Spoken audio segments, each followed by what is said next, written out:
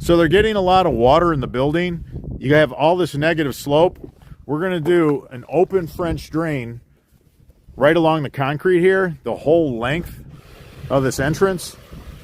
All that water that's coming off this green belt, it's coming off the road. The road has a nice crown to it. All that water's running through here. You can see that they've had to sandbag.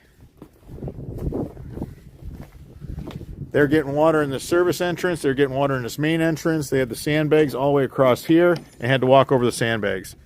We're going to fix this problem once and for all so they don't have to ever have to deal with that. We're working in Lapeer, Michigan. This is the county building for the health department, and it's also a daycare. It's a big building. There's a lot of roof water. This is absolutely ridiculous. This gutter trough is catching so much water off this big building. So these are 3x4 downspouts, and they're gonna be maxed out at times. So we're gonna show you what we do on a commercial job.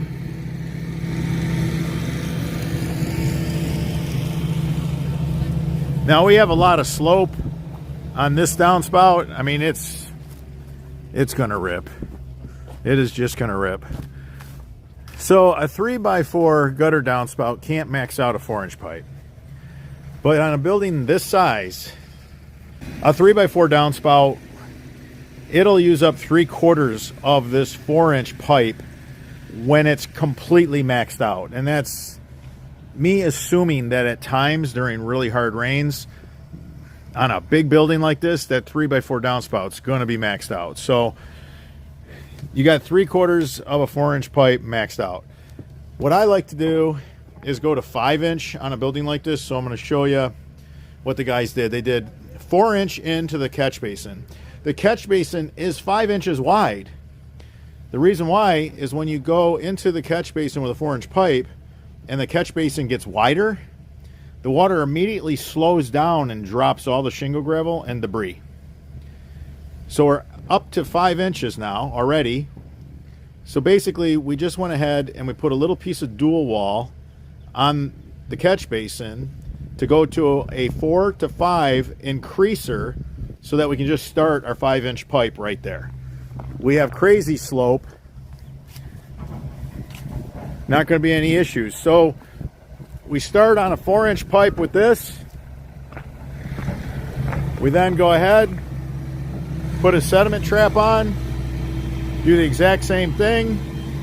Piece of dual wall, 4-inch dual wall. We sell those risers in our online store. So that's all you need is just a little piece. A 6-inch piece is fine. One of our 4-inch couplers with a piece of dual wall, and then a 4 to 5 increaser. So we're on a 5-inch pipe now for those 2 downspouts. So basically, a 5-inch pipe can handle 1.7, 1.8 4-inch pipes when they're maxed out. We know we're not maxing these out. We know that a 3x4 doesn't max out a 4-inch pipe. It's about 3/4 full when the downspout itself is completely maxed out. So we're going to be fine with a 5-inch pipe that can handle 1.7, really close right there, the numbers say, when you do the calculations. I want to run a pipe. I want to run it maxed out always. I want all our pipes to be ran maxed out, because if you just jump to a 6-inch pipe, I can tell you what's going to happen here. It's going to clog. It is going to clog 100%. That's not even for debate, because now it's too much area. A 6-inch pipe will flow like 2.7, 2.8, equivalent to a 4-inch pipe. So if you ran a 6-inch on this, the water's going to hit that large area. Now it's going to spread out over a greater area, losing its pounds per square inch. I want pipes sized correctly. That's how you keep them clean. Guys are too quick to jump to 6-inch, and it causes a lot of problems. This 5-inch, this is an MDOT extra heavy duty. This is a custom virgin pipe that's made for road construction. We do have this in our yard for contractor pickup and homeowner pickup. We stock a virgin road construction heavy duty 5-inch corrugated pipe. They do not come in 100-foot coils. That's not how 5-inch pipe comes. They're 160 feet. That's how big the coils are. Compared to 6-inch, it's a lot easier to work with. It's a lot easier to daylight. It's a lot easier to get into the ground. And yeah, when you're stepping up a system, don't be in a hurry to jump it up to 6-inch. I see cameras go through 6-inch, and I see all the debris left in the 6-inch pipe because it's too great of an area. When the water hits that, you need a lot of water to keep a 6-inch pipe clean. So the guys are going to grab that downspout, put it on a 4-inch pipe. This trench will have the 5-inch pipe and the 4-inch pipe in the same trench. You can see the guys dug this trench out a little wider. As you can tell by the ice, it's April 8th and 25 degrees. Go figure. Francisco's putting together the housing. This is a 24-inch Screaming Demon. All right, so we're building a Screaming Demon on site. We already had the welded housing. We got the 24-inch cover going on. This is going to take in water really quick. This is a big system. We got a big half-horse 2-inch pump. This is going to be a Liberty. It's going to be on a tether float. Here we got 4-inch versus the 5-inch. It fits in the same trench, so it's really nice to work with. I want to say that most of the time in yard drainage, I want to say like as high as 85% of the time that guys jump to a 6-inch. They could have did the same thing with a 5-inch, and the line would stay much cleaner because you're forcing the water through the 5-inch and causing pounds per square inch, which pushes debris through the system. Again, the 6-inch is just too big a pipe unless you're really moving that much water. If you're moving that much water, that's a different story. If you're running a system through three or four backyards and you need this big pipe as a main trunk line to tie everything in, great, go to a 6-inch. We're using concepts that we picked up and learned from the agricultural community. You can learn a lot from the guys that are doing the farm fields. And the guys that have been doing it for decades and decades and seen it all, they'll tell you, if you jump up to too big a pipe for the job, you're going to have clogs. All right, the guys built the entire housing system. They got all this chamber on a Screaming Demon 24. Now we're in sand. Dig this sump pit. We're going to line it with fabric, and we're going to hurry and get this thing in.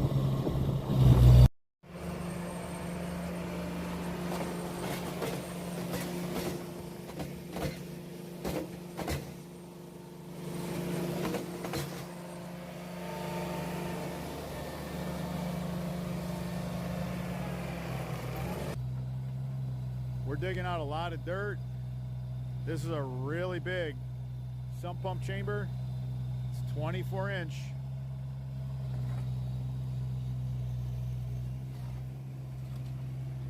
If they have a power outage, I want them to have some capacity to buy them a little time.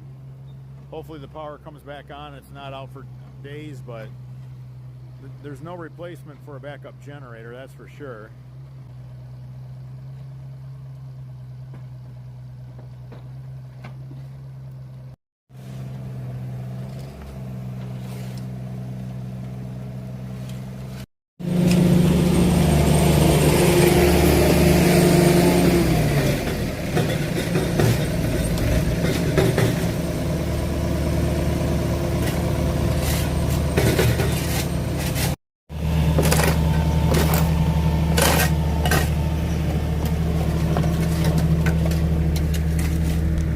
Guys are cleaning out the sump pit.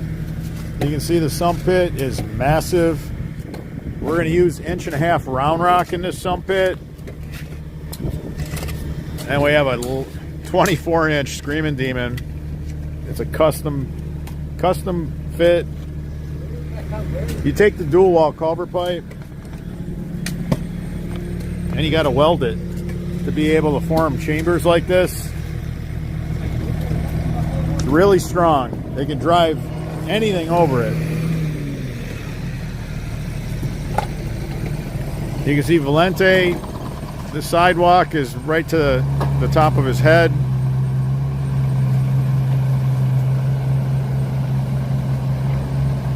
He and Francisco, they communicate really well together, and they get things right.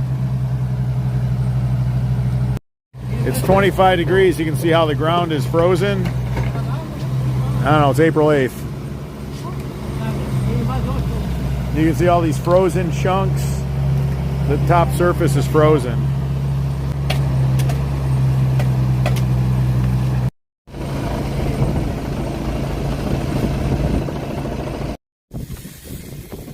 All right, so the guys, they're pinning the fabric in the sump pit. It's a massive sump pit. This is really important. This is really important because every time this sump pump turns on, this sump pump, it pushes the water with so much force that it'll try to suck the dirt right in. You have to have fabric. You're still going to suck a lot of the sediment right through the fabric. We have great results. The fabric brings us no headaches. Look how deep those guys are. This is a big system. This is a really big system. The guys are just taking the fabric pins and they're pinning it to the side wall. Make sure you take the time to do this because you go drop in a big chamber like this and all of a sudden your fabric starts falling. It's a nightmare. Take the time to do it right. Don't skip any of the steps.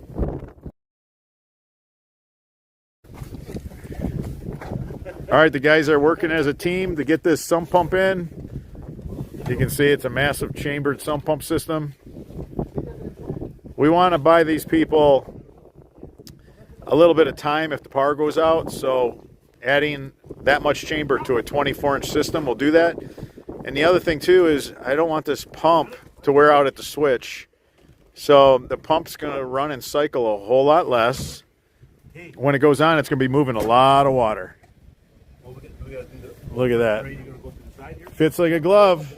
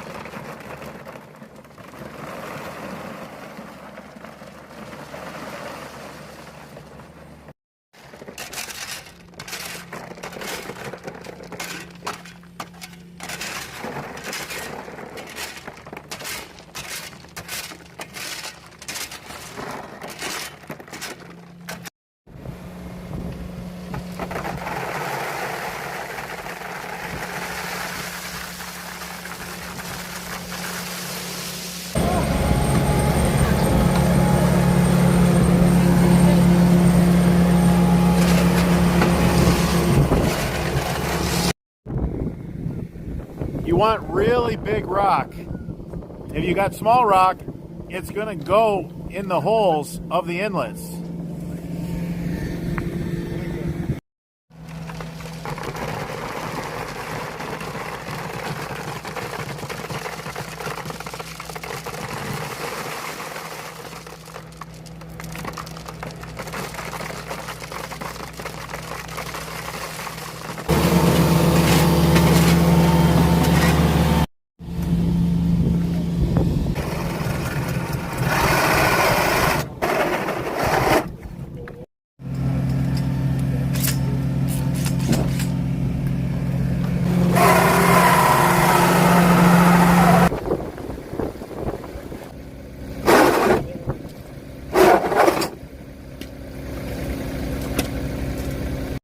All right, let me show you what we got.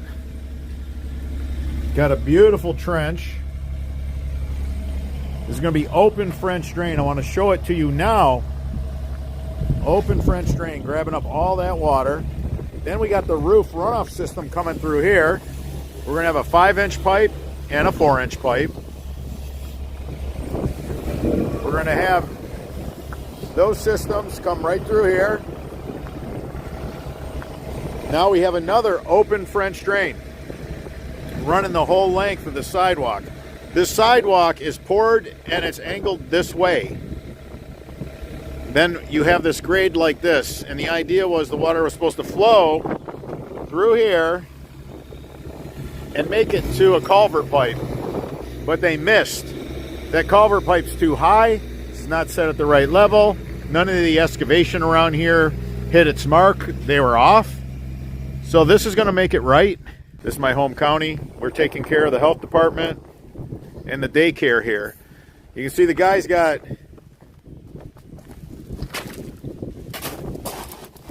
three holes. We got the 5-inch, we got the 4-inch for the one downspout, and then we have a 4-inch for the French drain.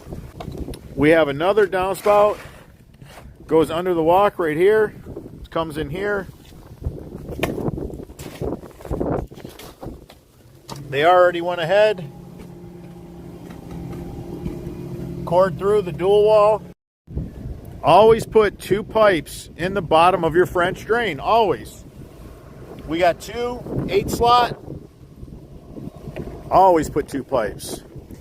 That way if you have minerals, some sort of deposits that build up and block some of those inlets, you're still taking in the water. Even if half the pipe is blocked for minerals or soil bacteria. So always put your perforated pipe on the bottom. Always. So the guy's got an open French drain, 2 perforated pipes with holes. They did a really nice job. So you can see the perforated pipe. You can see all the holes. Really nice work. Guys are doing really nice work here. This is beautiful. Valente's taping everything up, making sure everything's sealed real nice. So Francisco has all these, he's hooking all these pipes up. We're going to put one of the pipes in, the dominant pipe, so we can just run a camera through it if we ever want to check it out. The other one's laying on the stone. The water is just going to go right through the stone. No water is coming through this pipe. There will be no water coming out of this pipe with 8 slots in it pouring in here. Because by the time it hits the stone, it drains down into the stone bed. So that's what that's going to do. Francisco's hooking up the 4-inch solid. Now we can run an inspection camera through the entire system.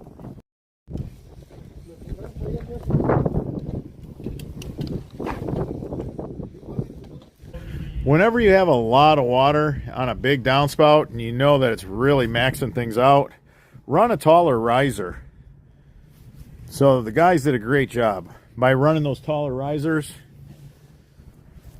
We got the 12x12 with the 6-inch cover. Man, we have a lot of drop right here. We have a crazy amount of slope.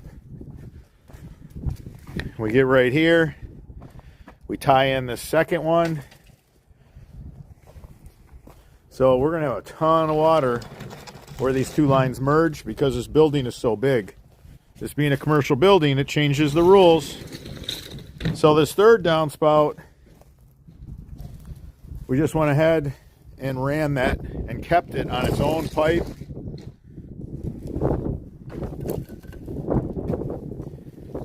Got the perforated pipe on the bottom.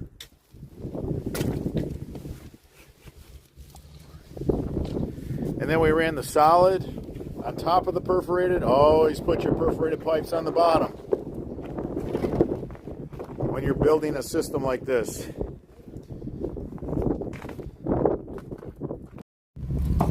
Francisco's putting the clean out on our dominant line. Our dominant line is the inside line. We could run an inspection camera and run the whole length of the system all the way to the sump pump discharge line.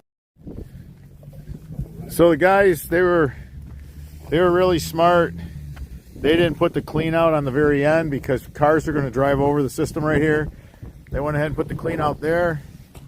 That's a not quite a 90 with a turf restrictor plate with a solid 4-inch plug. It's on the dominant pipe. The dominant pipe is right here on this side. We got that pipe running from the beginning all the way to the outdoor sump pump system.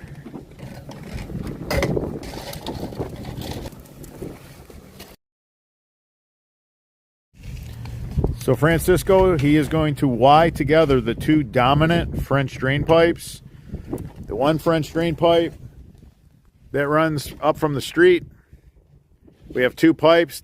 The pipe closest to the road is dominant. Right there. Now we have a dominant pipe on this French drain. Got the clean out right there. Inside pipes are dominant. It's one piece. Comes through here. Boom. He's going to Y those two together. We could always run an inspection camera through them. Always access them.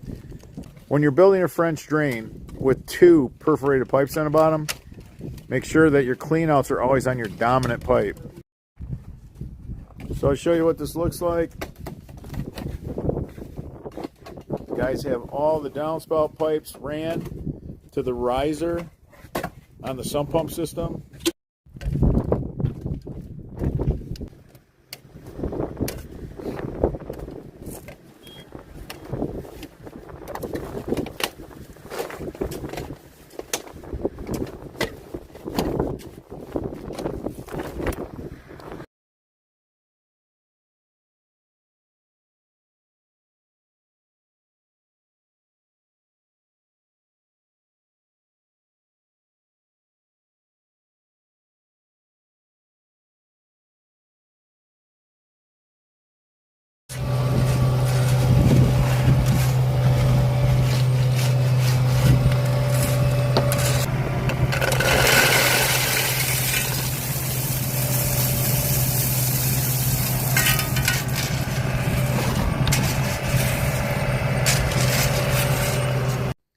If you enjoyed this video, give us a thumbs up. It supports the channel. If you have any questions regarding this installation, leave them in the comments section. I'm your host, Robert Sherwood, and until the next video.